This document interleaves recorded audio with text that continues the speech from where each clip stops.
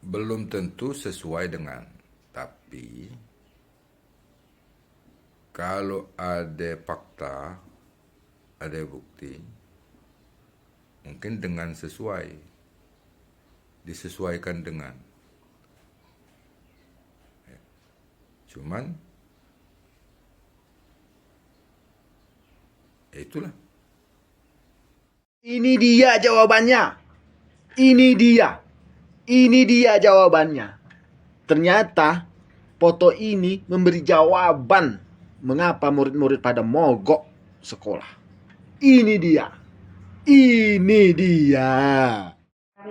Memang kita akui karakter kepala sekolah itu memang agak sering marah ya, emosinya sering meluap-luap gitu ya kepada anak-anak ataupun mungkin kepada dewan guru ya. Dan mungkin kejadian kemarin itu akumulatif dari kejadian kemarin ketika anak-anak mungkin ditegur diomelin di depan teman-temannya, di depan siswa yang lain. Memang kejadian kemarin itu Bapak ketika kita sedang Jumat bersih, semua kita melakukan kegiatan Jumat bersih dengan kegiatannya masing-masing, kayak wali kelas itu di kelasnya masing-masing, lalu bukan wali kelas juga kita dibagi zona ya, dibagi zona per zona gitu ketika kita sedang bersih-bersih. Memang pada jam itu mau sebentar lagi memang udah mau beres gitu, udah pada beres gitu. Biasa seperti biasa ya Pak, anak laki-laki mah biasa duluan gitu kan ke warung gitu. Nah setelah itu mungkin ibu kepala sekolah keliling ya Pak ya, dan menemukan siswa yang sedang merokok. Nah, di situ yang namanya anak gitu, jangankan ketemu sama kepala sekolah, ketemu guru aja kalau ngerokok kan panik, dibuang lagi rokok itu, lari kan anak-anak. Nah di situ ibu kepala emosinya meluap-luap, marah-marah kepada anak tersebut. Kayak gitu tuh.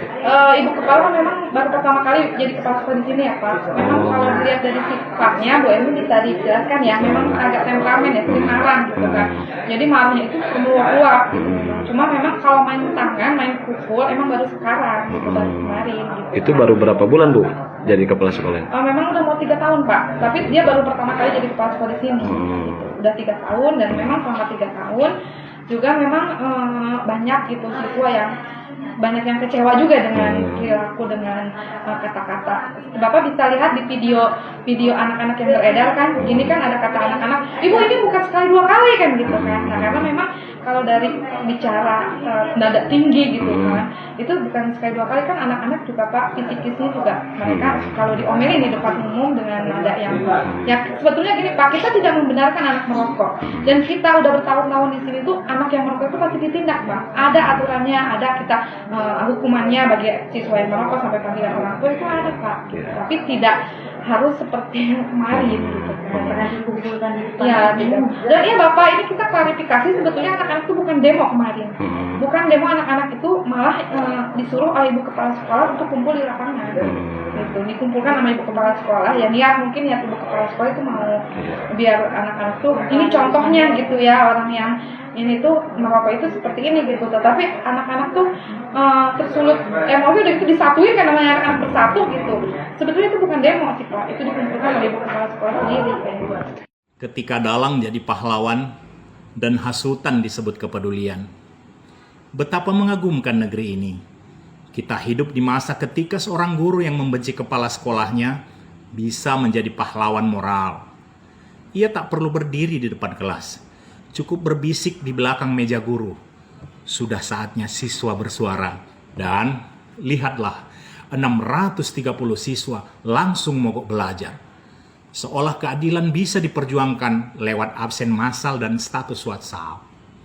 Luar biasa, di tangan sang provokator, sekolah berubah menjadi panggung drama, bukan tempat belajar. Ia bukan lagi pendidik, tapi sutradara emosi remaja yang dengan lihainya menulis naskah pemberontakan di tengah jam pelajaran.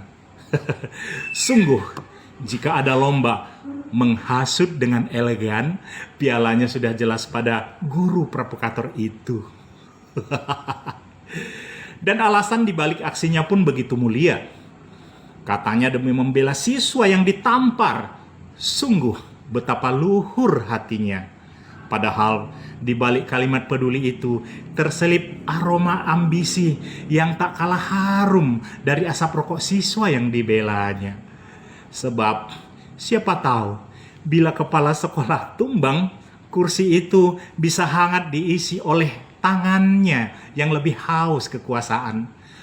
Bukankah itu bentuk cinta terhadap sekolah? Cinta yang ingin menggantikan pimpinan, bukan memperbaiki keadaan.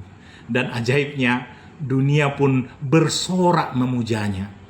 Ia disebut pembela kebenaran, bukan penghasut. Penggerak aspirasi, bukan penyulut anarki. Padahal Kitab Undang-Undang Hukum Pidana pasal 160 KUHP sudah lama menulis, barang siapa di muka umum menghasut supaya melawan penguasa yang sah dapat dipidana. Tapi siapa peduli? Bukankah hukum kini bisa ditafsir sesuai kepentingan? Dan niat jahat bisa disulap menjadi solidaritas. Kini semua pihak sudah berdamai. Siswa, orang tua, kepala sekolah, bahkan yang ditampar pun mungkin sudah tersenyum. Tinggallah sang dalang yang melenggang bebas. Langkahnya ringan, wajahnya bersinar penuh bangga.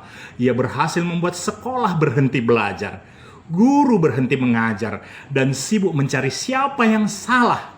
Sungguh mahakarya yang pantas diabadikan dalam sejarah pendidikan. Bagaimana menggoyang otoritas sekolah tanpa menyentuh papan tulis?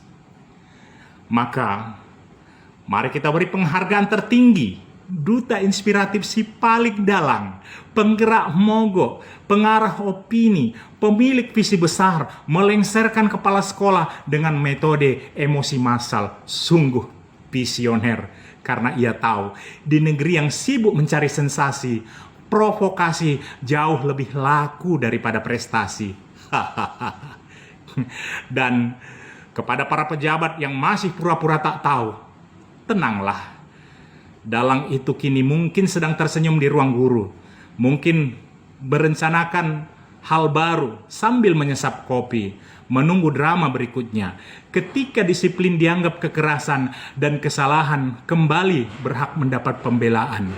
Dan guru provokator itu pun luput dari pantauan hukum, karena hukum dan pejabat-pejabat itu pun berada di pihak provokator itu sendiri. Selamat datang di Indonesia.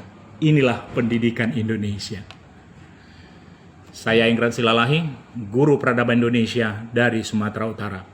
Horas.